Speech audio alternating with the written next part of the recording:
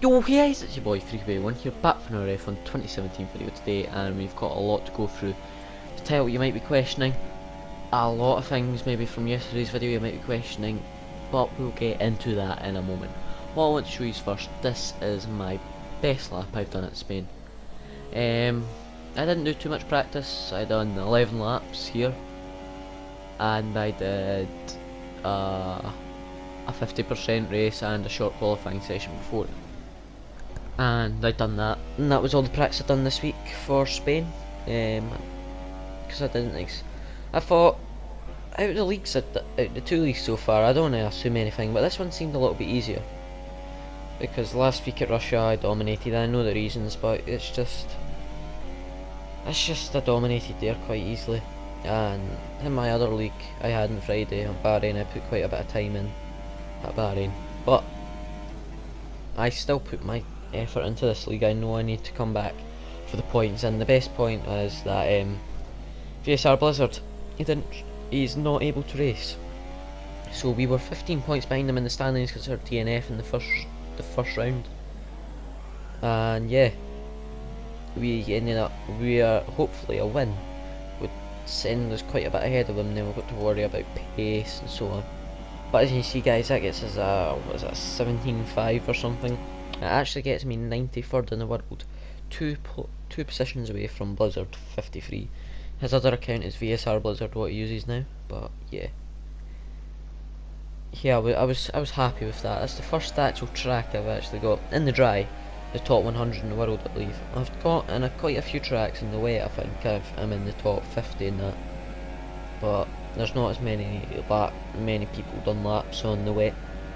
But comparing that to this run here, this is my final run in qualifying. There's quite a big gap to the guy in front of me, you would see. But that gap gets considerably, I can't ever say that word, gets considerably smaller near the end of the lap. And yeah, I just had a slower guy in front of me.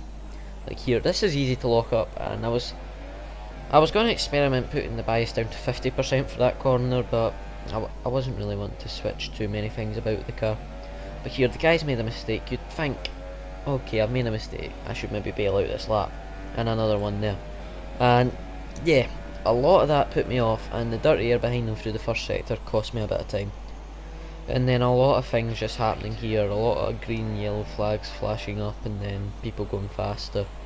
It's not excuses, but it's just not ideal for when you're going on a pole lap and you've got all these lights and people spinning out in front of you, and then dirty air and all that.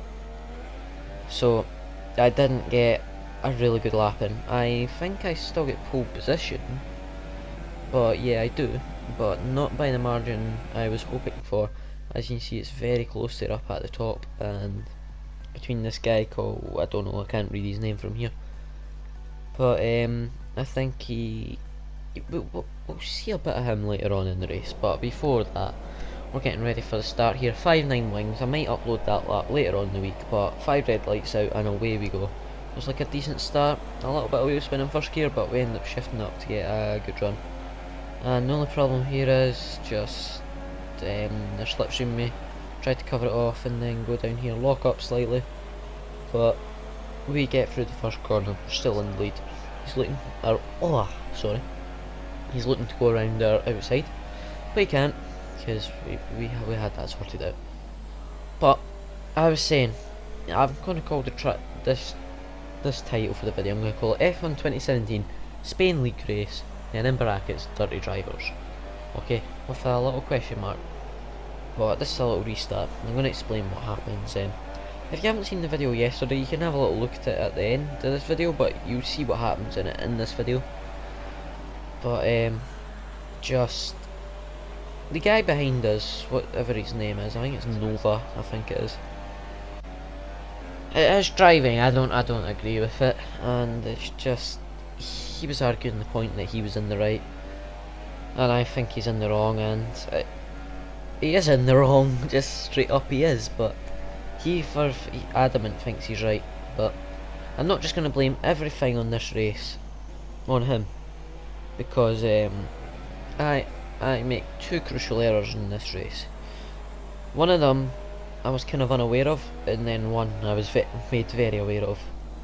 But after kind of lap 3, I just wanted to keep the gap over 1 second, because you can do the supers to the softs to the hard, and it's an easy one stop. But it's a wee bit riskier on the first stint, and the softs, they can go quite bad.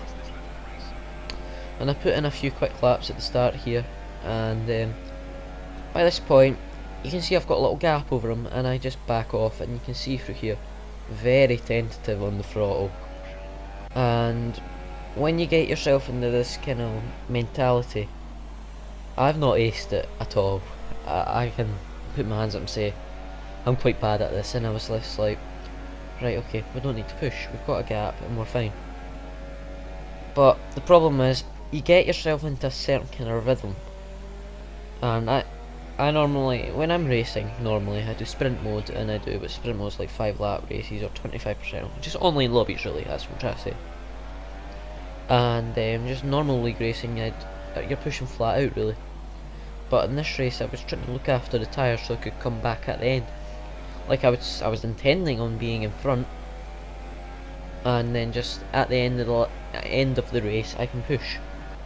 But I got myself in this mentality that I had to be driving at this pace, and it cost me so much time. And I wasn't even going to pit this lap, but it was just how we happened to come up to a back marker at that point, so I just decided to come into the pits this lap and go into the hard tyre. As you can see here, the little spam the upshift paddle, just, you know, to get that, just to try and get the quickest pit stop possible. And I hope they actually change that for F1 2018, because that'd be quite good for the driver, having to watch the lights to actually go for it. But long story short, I got myself in this mentality that I was driving, had to save the tyres, and yeah, like here I got a 2 lap undercut. You'd expect, especially with the pace I had, I could probably lap out half a second quicker than him.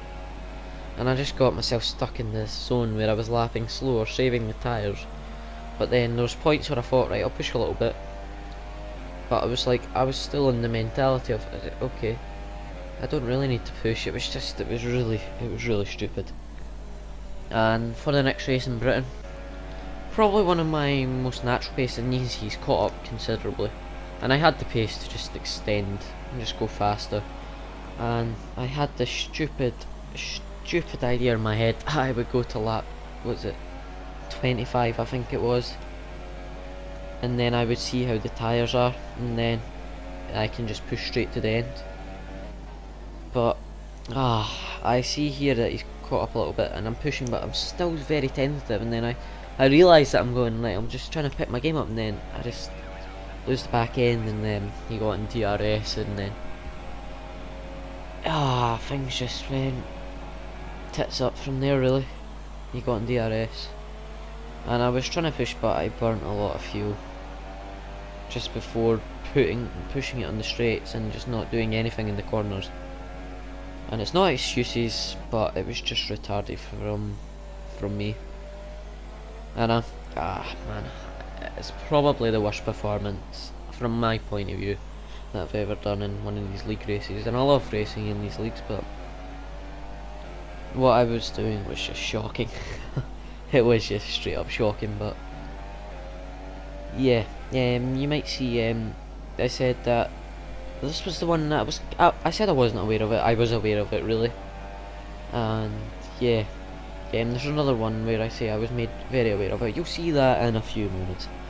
But here, we covered off the inside, but there's still a gap. He goes down the inside, bang, off we go. We go off the track, go around these little speed humps, we don't get a penalty, slowed up even more, and I was expecting him to give me the position back.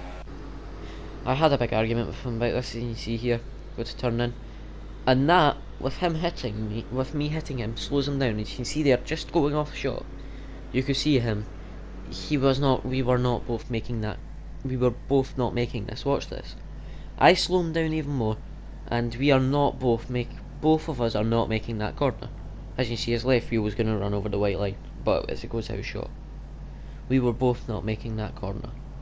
And then I come back on the track, give him plenty of room, expecting him to give me the position back. But no, we don't get the position back, but that's how it is. I came back fighting, and at this point I was like, I need to pick my game up.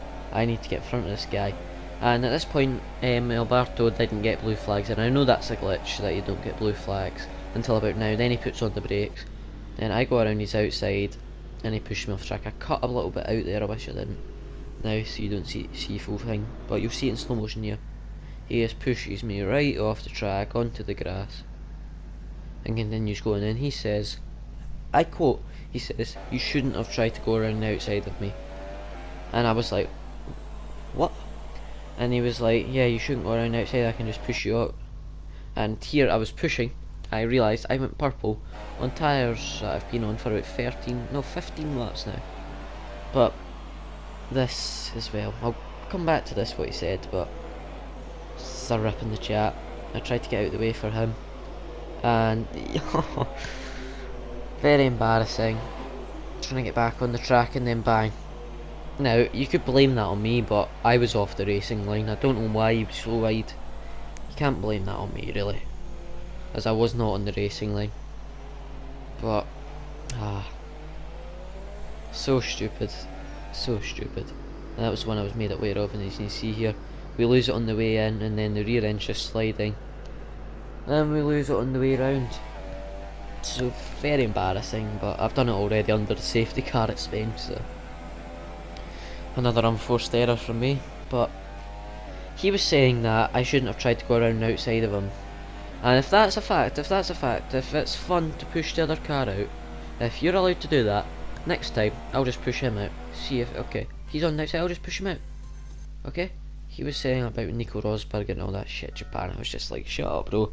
You should have left me some room. And he got 2 penalty points, which isn't strict enough, because you can get 10 penalty points before you get a qualifying ban. 10 penalty points before you get a qualifying ban. So you can, do this another 4 times, and then he gets a qualifying ban.